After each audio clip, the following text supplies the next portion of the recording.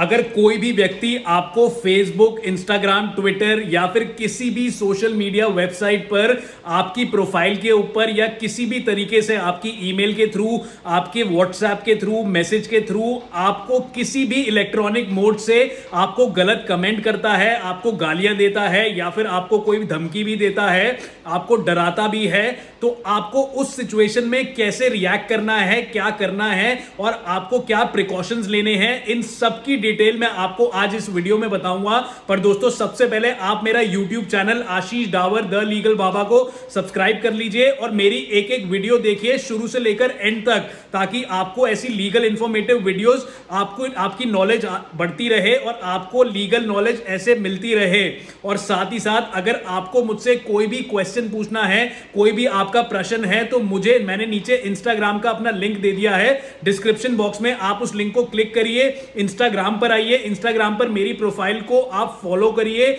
वहां पर भी मैं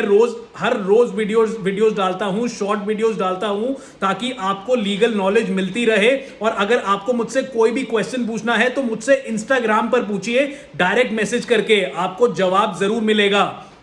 हाँ, तो दोस्तों, अगर कोई भी व्यक्ति, कोई भी इंसान आपकी प्रोफाइल पर आकर, यानी कि अगर कोई आपकी सोशल मीडिया पे प्रोफाइल है, जैसे कि फेसबुक पर, इंस्टाग्राम पर, ट्विटर पर या फिर किसी भी सोशल मीडिया वेबसाइट पर आपकी कोई प्रोफाइल बनी हुई है, आपकी प्रोफाइल पर आकर या फिर आपको डायरेक्ट मैसेज कर आपकी पिक्चर पर कमेंट कर या फिर आपको ईमेल के थ्रू, आपके व्हाट्सएप के थ्रू, टेक्स्ट मैसेज के थ्रू, टेलीग्राम के थ्रू या किसी भी इलेक्ट्रॉनिक मोड से अगर कोई भी व्यक्ति किसी भी तरह आपको गंदी गंदी गालियां देता है, आपको गलत कमेंट करता है, आपके साथ आपको डराता धमकाता है या फिर आपकी किसी भी परिवार वालों के बारे में कुछ गलत बोलता है, तो उस सिचुएशन में आपको क्या करना चाहिए और क्या नहीं करना चाहिए वो मैं आपको बताता हूं। दोस्तों, सबसे पहले तो अगर कोई व्यक्ति आपके साथ ऐसा कर रहा है तो आपको पलटकर उसको जवाब नहीं देना उसी के तरीके से। यानी कि अगर कोई आपको गाली दे रहा है तो आपको पलटकर गाली नहीं देनी उसको।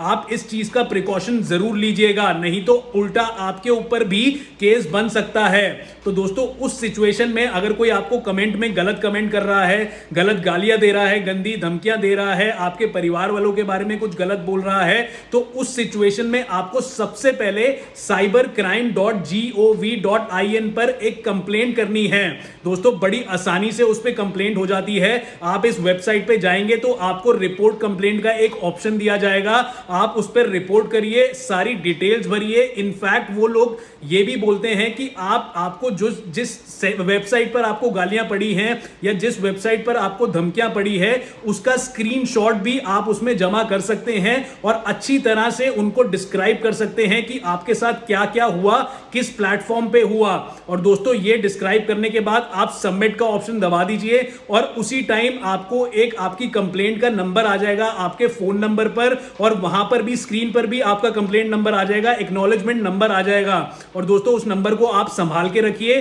और उसके बाद आपको क्या करना है, उसके बाद आपको 1 या 2 या 3 दिन का वेट करना है और देखना है कि साइबर क्राइम वाले क्या एक्शन लेते हैं आपकी कंप्लेंट पर। दोस्तों, अगर तो उन्होंने कोई एक्शन ले लिया, उन्होंने आपकी जो कंप्लेंट है वो आपके लोकल पुलिस स्टेशन में जहां पर आप रहते हैं, उन्होंने वहां पर ट्रांसफर कर दी है और उसके बाद पुलिस वालों ने खुद स्टेप ले लिया है, पुलिस वालों ने उस व्यक्ति को फोन कर ये वार्निंग दे दी है या फिर उसको सजा का दोषी का पात्र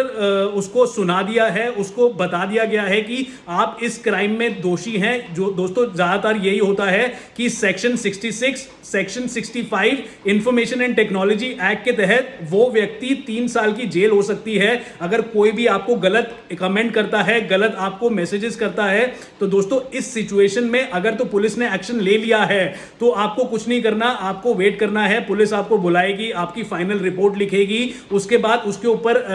उस व्यक्ति के ऊपर अगेंस्ट एक्शन लेगी। और दोस्तों, उसके बाद देखिए, ज्यादातर केसेस में यह होता है कि पुलिस इस केस में एक्शन नहीं ले पाती या पुलिस आगे इसको नहीं बढ़ा पाती। तो उस सिचुएशन में आपको क्या करना है वो मैं आपको बताता हूं।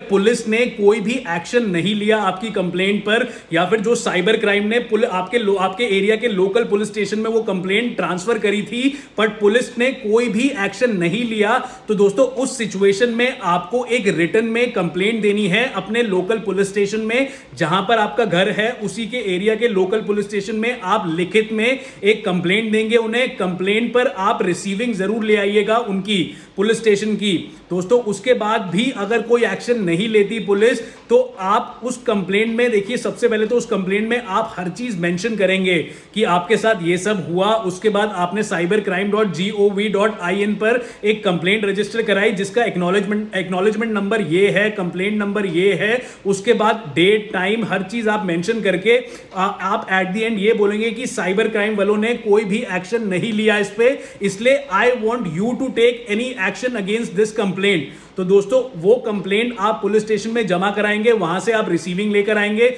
लेकिन इन केस अगर वो भी, उससे भी कुछ नहीं होता, उससे भी पुलिस आपकी कंप्लेंट का कोई कुछ नहीं करती, कोई एक्शन नहीं लेती, तो दोस्तों उसके बाद आपको नेक्स्ट स्टेप क्या करना है, आपको एक कंप्लेंट लिखनी है सुपरिटेंडेंट ऑफ पुलिस, या फिर आप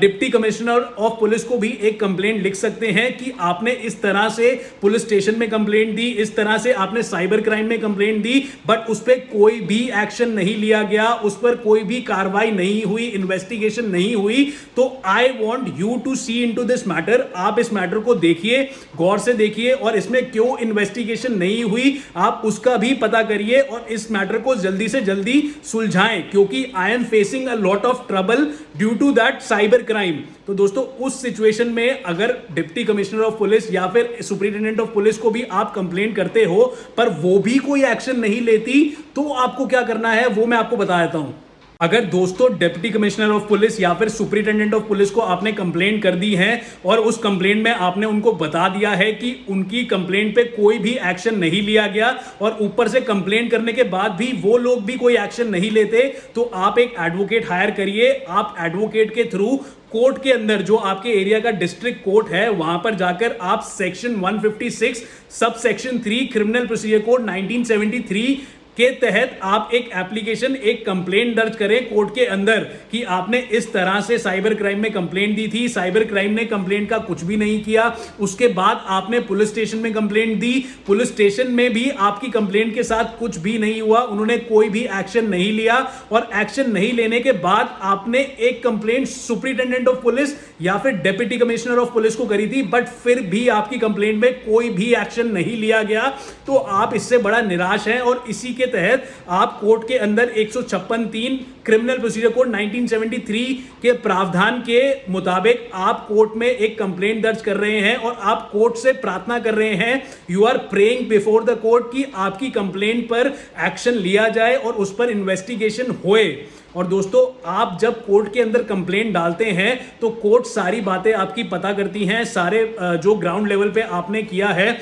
उन प्रोसीजर्स को देखती है, उन कंप्लेंट्स को देखती है, और अगर कोर्ट को लगता है कि उस पर कोई एक्शन लेना चाहिए, उस पर इन्वेस्टिगेशन होनी चाहिए, तो दोस्तों वो जरूर पुलिस ऑफिसर्स को ऑर्डर देती है कि वो एक FIR दर्ज करें आपकी कंप्लेंट में, और उस कंप्लेंट में जल्दी से जल्दी इन्वेस्टिगेशन चालू करे, कार्रवाई चालू करे, और उसकी रिपोर्ट आकर कोर्ट में जमा करें। तो दोस्तों कैसी लगी आपको मेरी ये राय, कैसी लगी आपको मेरी ये एडवाइस, आप मुझे नीचे डिस्क्रिप्शन बॉक्स में बताइए। और अगर आपके साथ किसी भी टाइप का साइबर क्राइम होता है तो आपको ये ही प्रोसीजर फॉलो करना है, किसी भी टाइप का, जैसे कि आपने कोई प्रोडक्ट खरीदा, वो प्रोडक्ट आया नहीं, उसके पैसे आपने दे दिए, तो ये भी एक प्रकार का साइबर क्राइम है। जैसे कि आपसे किसी ने पैसे ले लिए और वो आपको काम करके नहीं दे रहा, तो ये भी एक प्रकार का साइबर क्राइम है। तो दोस्तों कोई भी क्राइम जो कि इलेक्ट्रॉनिक मोड से होता है वो साइबर क्राइम की गिनती में आता है, और आपको यही स्टेप्स लेने हैं जो मैंने आपको बताया। तो दोस्तों आप मेरे जो स्टेप्स हैं, जो मेरी एडवाइस दी है, उसको